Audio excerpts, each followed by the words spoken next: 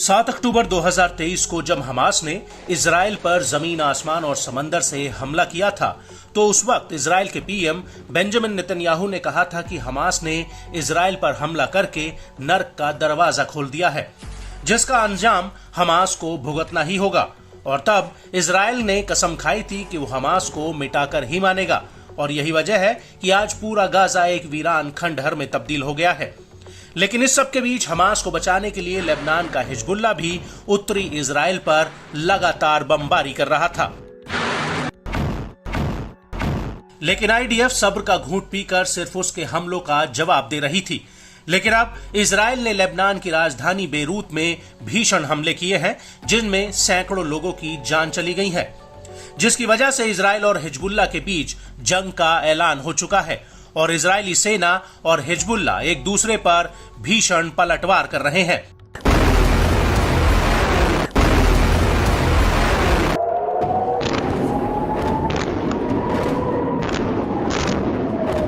और इसी कड़ी में हिजबुल्लाह ने आईडीएफ को दहला कर रख दिया है। दरअसल हिजबुल्लाह ने 26 सितंबर 2024 को उत्तरी इजराइल पर 2 बहुत बड़े हमले किए। हिजबुल्लाह ने उत्तरी इजराइल पर 2 हमलों में एक ही बार में 130 रॉकेट फायर कर दिए। हिजबुल्लाह के मुताबिक 26 सितंबर की दोपहर को उसने किरियत मैट्स्किन पर रॉकेटों का पहला जत्था फायर किया। इसके बाद उत्तरी हाइफा में Rafael advance defence system military industry complex पर ताबड़तोड़ रॉकेट बरसाए।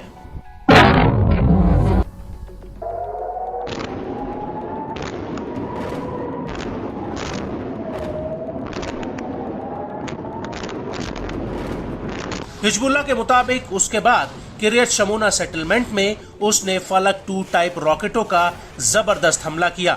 और जब हिजबुल्लाह के इन हमलों का जवाब देने के लिए इजरायली फाइटर जेट्स मैदान में उतरे, तो हिजबुल्लाह के लड़ाकों ने उन्हें भी खदेड़ दिया।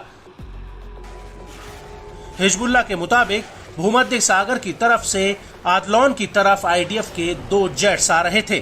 तभी हिजबुल्लाह ने उनके ऊपर भी मिसाइलें दागी, जिसकी वजह से उन्हें मैदान छोड़कर भागना पड़ा। और इस हमले के बाद आईडीएफ की नॉर्दर्न कमांड के डाडो बेस और अमियात बेस पर भी हिजबुल्लाह ने रॉकेटों का जत्था फायर किया। आपको बता दें कि यहां पर आईडीएफ की 91वीं डिवीजन की रिजर्व ब्रिगेड ठहरी हुई है।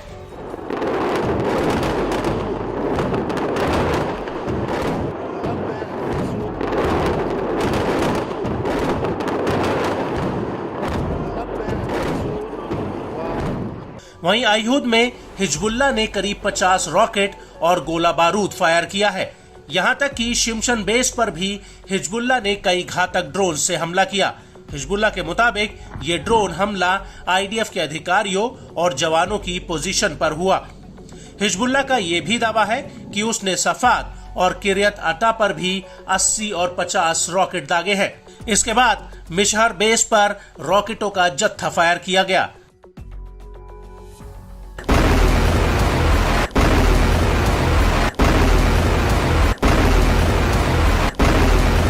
इस सब के बीच आपको ये भी बता दें कि इजरायली सेना ने हिजबुल्लाह को एक बार फिर एक बहुत बड़ा झटका दिया है।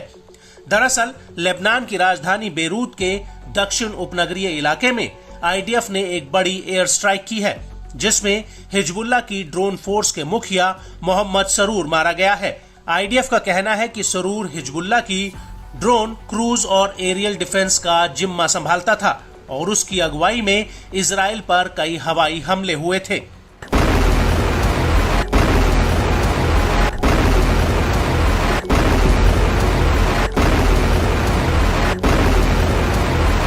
वहीं सरूर की बात करें तो उसने 1980 के दशक में हिजबुल्लाह को ज्वाइन किया था और वो राडवान फोर्स की अजीज यूनिट में था।